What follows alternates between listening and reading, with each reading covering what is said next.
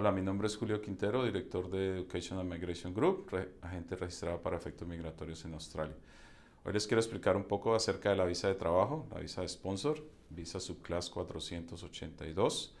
Hemos recibido bastantes preguntas acerca de cómo funciona. Normalmente, la aproximación inicial, cuando un empleador le ofrece a alguien la posibilidad de darle un sponsor o un patrocinio, vienen una serie de preguntas, porque no necesariamente cuando un empleador tiene la intención de dar un sponsor es posible.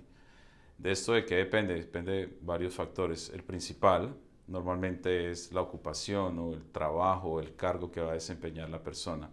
Esto tiene toda una infraestructura dentro del esquema de la legislación australiana y hay que tener mucho cuidado en definir de manera adecuada cuál es la profesión o ocupación que la persona va a desempeñar para hacer el proceso de la visa de trabajo.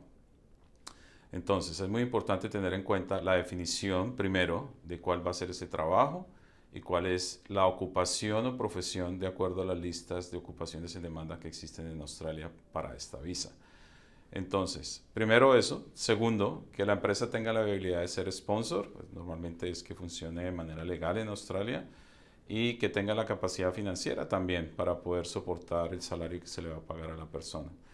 Entonces un concepto muy importante dentro de los procesos de visa de trabajo que es que esa posición o ese cargo o ese trabajo que va a desempeñar la persona sea genuino.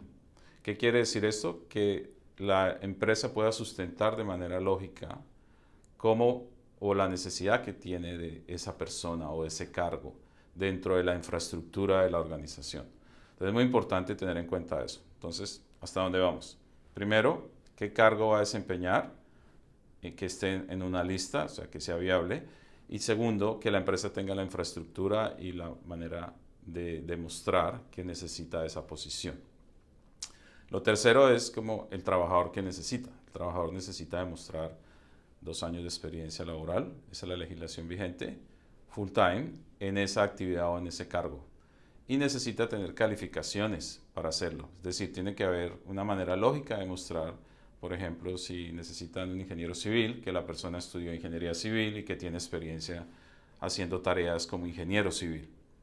De esa manera, el gobierno de Australia entiende o acepta que la empresa tiene una razón consecuente con lo que está diciendo, una razón lógica de por qué va a darle una visa de trabajo a esta persona. Hay otra serie de requisitos que la empresa tiene que cumplir con respecto al cargo. El cargo es, o la posición, o la ocupación, como se llama en Australia, es definir cómo la empresa ha llegado a la conclusión que es esa persona la que necesita.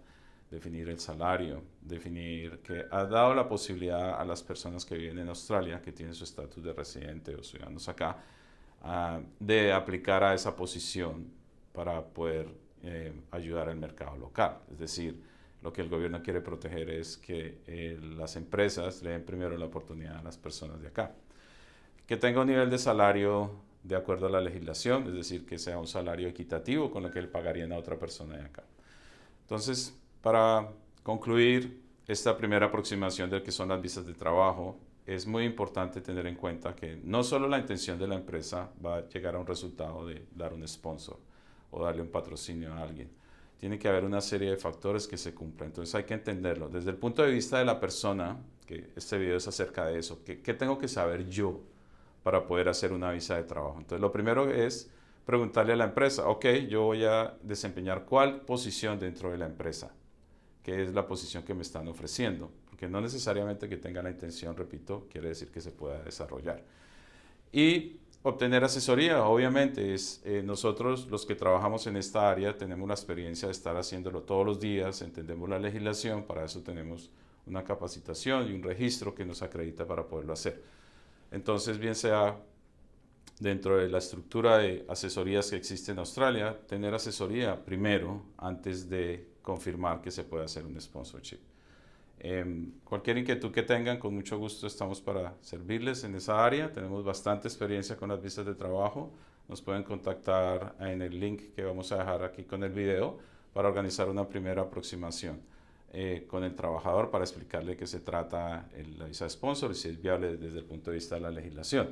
Y posteriormente, pues el contacto con la empresa para desarrollar con ellos, porque en estas visas de trabajo se interactúa la empresa, el trabajador y la persona que está dando la asesoría para llevar a cabo el proceso.